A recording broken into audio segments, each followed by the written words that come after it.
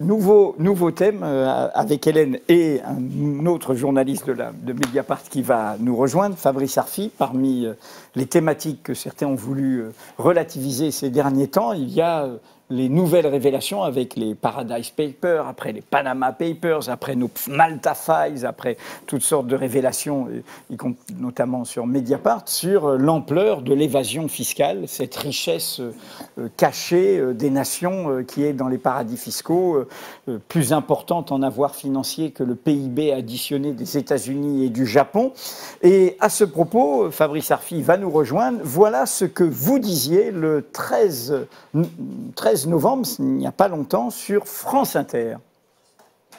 Je voudrais, et je ne serai pas populaire en disant ça, mais c'est pas grave, je vais quand même le dire, je voudrais que nous fassions une différence et que vous acceptiez l'idée qu'il y a une différence entre ce qu'on appelle l'optimisation fiscale et ce qu'on appelle la fraude. Pourquoi ? Parce que l'optimisation, il peut y avoir des cas de suroptimisation, il peut y avoir des cas où l'optimisation relève de la fraude. On a vu là. Oui, donc la différence est compliquée. Hein, oui, bien sûr, mais le droit fiscal, c'est toujours compliqué. On peut faire comme si c'était très simple, mais la vérité, c'est que c'est compliqué. L'optimisation, c'est compliqué aussi. Hein. Non. Vous avez tort, monsieur de Morand, de prendre le sujet à la légère. Parce que je ne prends pas à la légère. Tout à l'heure, on disait que la France devait rester la France, que le respect des procédures, le respect de l'état de droit, ça comptait. Ça compte pour tout le monde, y compris pour les contribuables. Et il se trouve que l'optimisation fiscale n'est pas illégale. On peut le regretter, mais ça n'est pas illégal. Et donc, si vous faites comme si quelque chose qui vous choque était illégal, je pense que malheureusement, vous basculez dans un régime que vous ne voulez pas et que vous n'appelez pas de vos vœux. Monsieur le Premier ministre, précisément, ce qui choque, c'est que c'est légal, les pratiques qui sont révélées, notamment par les Paradise Papers, notamment par les Malta Files, notamment, il y a déjà plusieurs années, par LuxLeaks. La façon dont vous avez de présenter les choses dans cet extrait, en disant il y a ce qui est illégal, c'est mal, il y a ce qui est légal, c'est bien, pourrait laisser à croire que les pratiques qui sont dénoncées et racontées et documentées, ici à Mediapart, notamment aussi par nos confrères du Monde, ce serait l'exploitation de niches fiscales qui ont été décidées par des pouvoirs publics, par exemple le vôtre. Non. Là, nous parlons de piraterie de papier par des cabinets d'avocats, des cabinets de conseil qui exploitent les failles des conventions internationales à l'abri des paradis fiscaux, qui sont des boîtes noires de la mondialisation, non régulées, inconnues dans leurs pratiques par les administrations fiscales sur lesquelles vous avez notamment autorité. Pourquoi ? Pour appauvrir les nations. C'est le principe intangible de l'évasion fiscale et de l'optimisation fiscale. L'enrichissement d'un seul provoque l'appauvrissement de tous. Est-ce que, avec cette vision, pardonnez-moi l'expression binaire que vous avez en disant légal, illégal, légal, illégal, alors vous expliquerez. Est-ce que vous n'avez pas le sentiment d'entretenir les pratiques qui sont ici dénoncées? Non. Édouard Philippe. Pas du tout. Et honnêtement, je vous en veux pas, mais quand même, moi je veux bien que vous m'expliquiez que, en rappelant simplement que ce qui n'était pas illégal pouvait difficilement être condamné du point de vue légal. Je n'ai pas le sentiment d'avoir été au-delà de la limite, vous voyez. Oui, mais si le débat public, c'est dire que le ciel est vert, mais attendez, c'est bon, je vous ai entendu. Vous avez l'air de le défendre. Non, pas du tout. Pas du tout. Qu'est-ce que vous voulez dire? Pas du tout. Vous avez gardé une partie de l'interview où j'explique qu'il faut faire le départ entre la fraude et l'optimisation fiscale, même si je dis, j'avais dit avant combien j'étais attaché à la lutte contre la fraude, combien je pensais qu'avec une administration compétente, avec une coopération internationale, on pouvait obtenir des résultats. Bon, mais qui est pour la fraude ? Vous avez choisi de ne pas mentionner cet extrait, c'est comme ça. Et donc vous arrivez en me disant, vous avez dit finalement quand c'est pas illégal, ça veut dire que ça vous pose pas de problème. Pardon, mais c'est une façon de présenter les choses qui ne correspondent pas exactement à ce que j'avais dit sur France Inter et que je serais heureux de vous redire. Bien sûr qu'il faut lutter contre la fraude fiscale, qu'elle soit d'ailleurs nationale ou internationale. La fraude fiscale, c'est pas toujours une question de paradis fiscaux. C'est pas ma question. Ma question, c'est l'optimisation fiscale. Bon, ok, mais j'ai essayé de la remettre en perspective. D'accord. Donc, je commence au début et puis je terminerai à la fin. La fraude, c'est pas toujours les paradis fiscaux. La fraude, ça peut commencer par la dissimulation de revenus. Bon. Alors, Thomas Thévenoud, ne pas payer. Je n'ai pas une sympathie immense pour Thomas Thévenoud. Je ne suis même pas sûr qu'on puisse dire de lui qu'il était dans une situation de fraude. C'est ce parlementaire qui ne payait pas ses impôts. Parce que je ne suis même pas sûr que techniquement, il y avait dissimulation de revenus. Enfin, je pense que vous connaissez mieux l'affaire que moi. Mais je crois que techniquement, il n'était pas dans une situation où il dissimulait ses revenus, il était dans une situation où il ne les déclarait en retard et il ne les payait pas. Et il ne payait pas. Donc c'est... Enfin bon, bref. Je n'excuse pas. Je ne voudrais pas qu'ensuite vous preniez un extrait de ce que je viens de dire en disant il justifie les pratiques. Non, ça me gênerait quand même que vous disiez ça. Revenons à l'essentiel, parce qu'on a déjà revenons à l'essentiel. Non, mais quand même. Voilà. Quand même. L'optimisation. Donc, il y a la fraude. La fraude, il faut lutter. Et il faut... en y associant toutes les garanties d'un état de droit, parce qu'elles sont là aussi importantes, faire en sorte qu'elles puissent être sanctionnées parce qu'elles constituent une atteinte au pacte républicain, parce qu'elles constituent une atteinte au pacte social. Et j'ai aucun problème là-dessus. Aucun problème là-dessus, évidemment. Ensuite, vous avez ce qu'on appelle l'optimisation. Et je ne parle pas encore des paradis fiscaux. J'y viendrai, mais je n'en parle pas encore. L'optimisation fiscale, c'est-à-dire l'utilisation par un agent économique, personne physique ou grande entreprise, d'un dispositif qui peut être un dispositif légal, qui est souvent un dispositif légal, pour minimiser le montant de son impôt. C'est ça l'optimisation fiscale. Oui. Bon. Et pour moins contribuer à la richesse collective, qui permet les hôpitaux, les écoles, les commissariats, etc. C'est-à-dire pour utiliser les dispositions législatives qui ont été décidées par des majorités successives et qui permettent à des agents économiques de les utiliser. Je vous en prends un exemple, qui est un exemple d'optimisation fiscale. Le mécénat. Oui, mais c'est les niches dont je parlais tout à l'heure. Mais laissez-moi terminer, monsieur. Oui, mais d'accord. Mais... Le mécénat, c'est de l'optimisation fiscale. Ouais. C'est de l'optimisation fiscale. Oui, on est d'accord. Ça vous choque pas? Moi non plus. Ce sont des niches qui sont décidées par des pouvoirs publics. Très bien. Pour favoriser les secteurs. Mais c'est l'optimisation. Oui, mais c'est la politique publique. Mais je ne vous le fais pas dire. Là, nous ne parlons pas de politique publique. Et c'est exactement, avec exactement ce que je disais. Avec les îles Vierges britanniques, avec le Panama, on ne parle pas de politique publique nationale, là. Non, et c'est exactement ce que je disais dans l'extrait de France Inter que vous avez choisi. Que l'optimisation, c'était parfois l'utilisation de dispositifs nationaux prévus comme tels, et que ça n'était pas illégal, et qu'on ne pouvait pas dire par principe que l'optimisation, c'était illégal, donc mal. Vous êtes interrogé sur les Paradise Papers. C'est exactement ce que j'ai dit, et c'est exactement ce que je redis. Alors, qu'est-ce qu'on fait avec l'État... S'agissant des...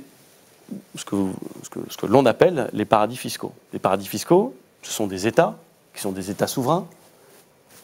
Ça ne vous choque pas, on ne va pas aller chez eux pour les détruire parce qu'ils seraient des paradis fiscaux, qui ont fait un choix, c'est-à-dire d'avoir des fiscalités tellement avantageuses que, en général, ce n'est pas des pays avec des bases productives considérables. Il va y avoir une localisation de richesse et eux vont s'enrichir parce qu'ils vont proposer des dispositifs fiscaux qui seront très bas. Il y aura tellement de gens qui viendront qui vont quand même gagner bien leur vie.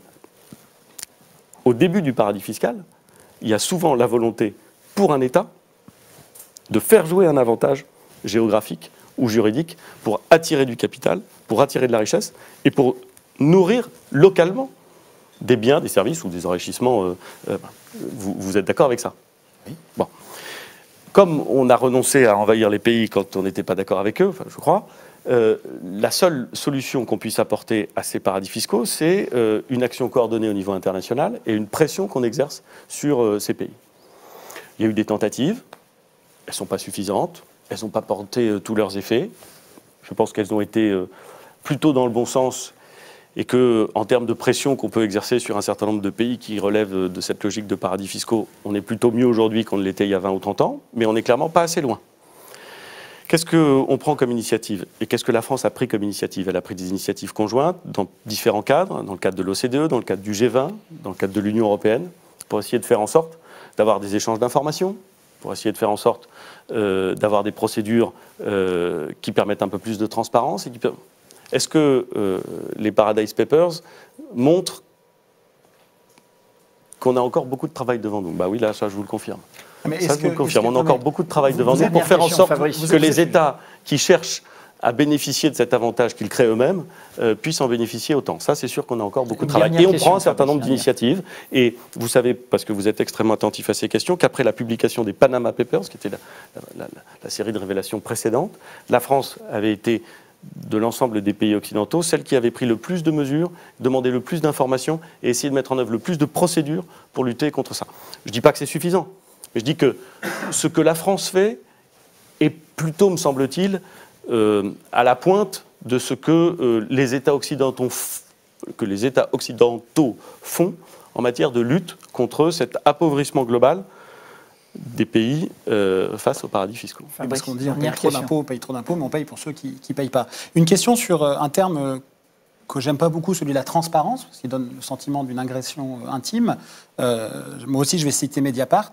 Mathilde Mathieu avait révélé chez nous que vous aviez été l'objet d'un blâme de la HATVP, la Haute Autorité pour la Transparence de la Vie Publique, puisque en 2014, vous aviez refusé de fournir un certain nombre d'informations sur votre revenu avec, vous l'avez même dit vous-même, une certaine mauvaise humeur. Ouais, sur votre patrimoine, vous répondiez aucune idée. Sur certains revenus, vous mettiez aucune idée. Alors, je ne comprends pas la question. Oui, mais je vais vous dire pourquoi. Parce que je suis extrêmement attentif au monde. Et vous avez raison. J'ai utilisé d'ailleurs ce terme de mauvaise humeur.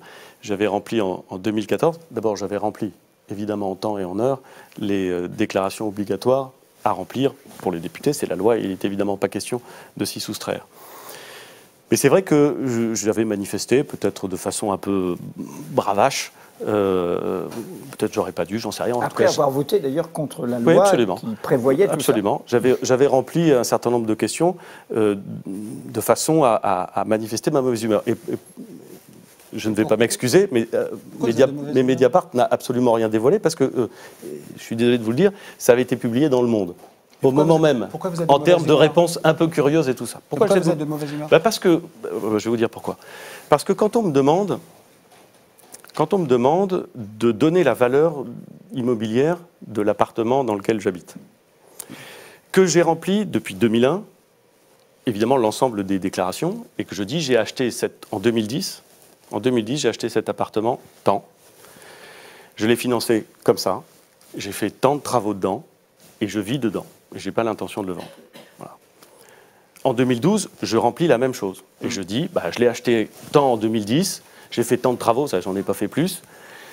Et il y a 2 ans, je l'ai acheté tant, j'ai fait tant de travaux. Je ne sais pas combien il vaut aujourd'hui, pour une raison simple, c'est que je n'essaie pas de le vendre. Je suis dedans.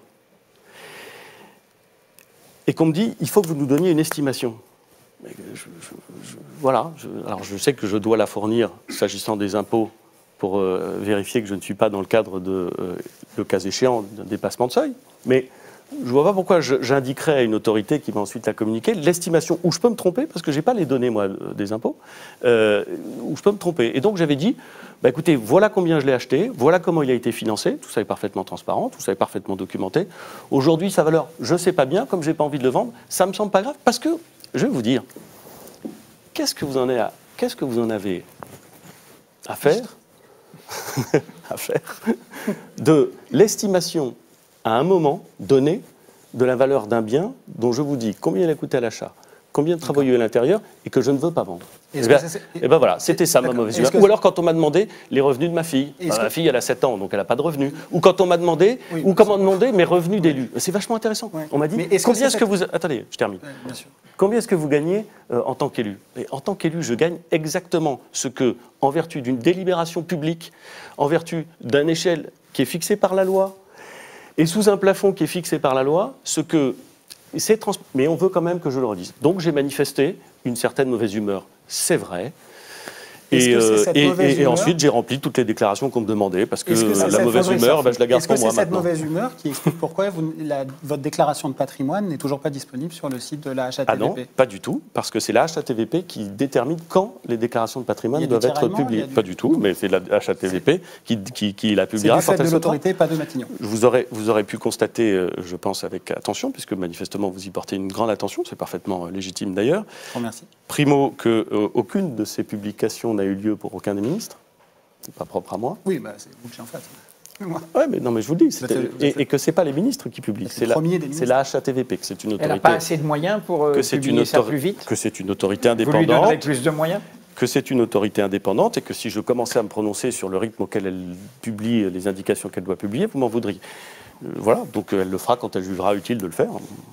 Voilà. Merci. Et je l'ai rempli dans le détail, je vous rassure. Vous allez regarder tout ça, ça va vous passionner.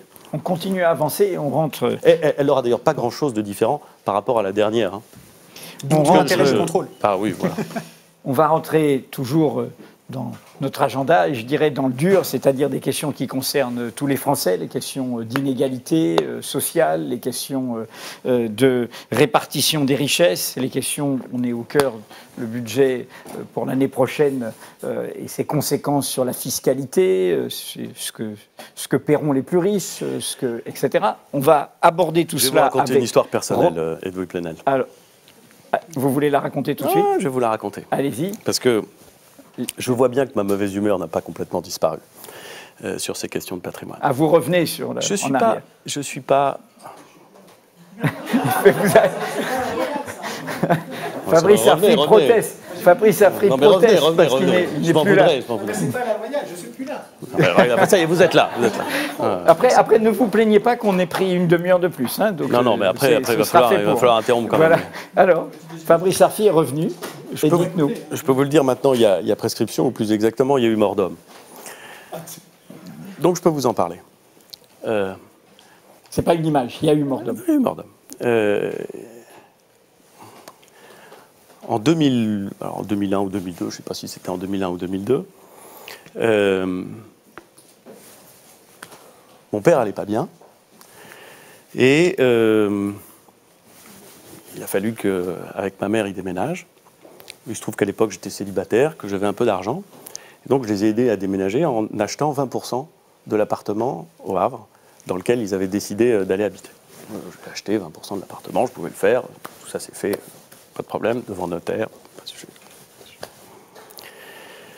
Mais je ne l'ai pas dit à ma sœur. Je ne l'ai pas dit à ma sœur parce que, pour plein de raisons, je n'avais pas très envie qu'elle pense que moi je pouvais le faire et qu'elle ne pouvait pas le faire à ce moment-là, que bon, ça arrive. J'aime profondément ma sœur. On est une famille où tout se passe bien, où on s'entend bien. Peut-être qu'il y a des gens pour qui ça semble absurde de ne pas vouloir le dire à sa sœur. En l'occurrence, à l'époque, je n'ai pas voulu le dire à ma sœur parce qu'elle n'était pas super en forme à ce moment-là. Je considérais que ce n'était pas une bonne façon. Je pouvais aider mes parents, je l'ai fait. Très bien. C'est le genre de choses qui arrivent dans plein de familles, j'imagine. Moi, j'en sais rien. En tout cas, c'est arrivé dans la mienne. Elle le sait désormais. Je dis qu'il y a eu mort d'homme. Mon père est mort, la succession a été réglée. On a donc, voilà. Mais de toute façon, je le lui avais dit bien après.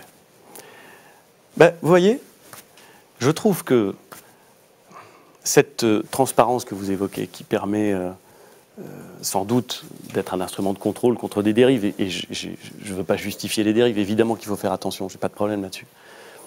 Mais cette transparence, dont on sait bien qu'elle peut parfois aussi déboucher sur une forme de voyeurisme ou sur une forme de justification de décisions qui sont, à mon avis, totalement sans lien avec l'action qu'on a en tant qu'élu, me gêne un peu. C'est vous qui en parlez de vous-même? Je vous en parle parce que la question ne se pose plus parce que mon père est mort. Mais avant... Mais bien sûr. Ça, mais je vous le dis. Vous auriez dû déclarer, s'il y avait là où... J'ai tout déclaré. Mais est-ce que vous J'ai pensez... tout déclaré. Mais à l'époque, ça se serait su et... voilà, c'est tout. Et est-ce que vous pensez qu'on peut ne pas comprendre une situation comme ça qui est mais évidente, qui est limpide? Les autorités de contrôle et même les citoyens peuvent évidemment comprendre Mon problème, cher Fabrice Arfi, c'est pas que vous compreniez, c'est que j'avais pas envie de le dire à ma sœur. Mais... Vous m'êtes assez indifférent, pardon de vous le dire, mais elle compte beaucoup à mes yeux. Évidemment. Voilà, c'est tout. Mais personne ne néglige ça. Bah non, bien sûr que non. Parce que s'il y avait eu à l'époque, et maintenant il y a... Évidemment, maintenant, je dis... Attends, il y a la haute autorité plus exactement, provoquée par le séisme. Attendez, c'est pas vrai. Parce qu'à l'époque, il y avait déjà la commission de contrôle. Oui. Et on déclarait déjà. Et j'avais évidemment déclaré tout ça. Mais ça n'était pas publié. Et ça n'était pas public. C'était une autorité de contrôle qui avait les informations, on pouvait les vérifier. Et je n'avais aucun problème avec ça. Mais je ne serais pas choqué ce qu'il y ait l'opacité là-dessus. Dès lors... Je vous le dis. Ah voilà. Vous voyez comme quoi vous avez pu comprendre l'expression de mauvaise humeur que j'exprimais tout à l'heure. Et ça me réjouit, j'ai bien fait de revenir sur le sujet. Nous faisons du chemin.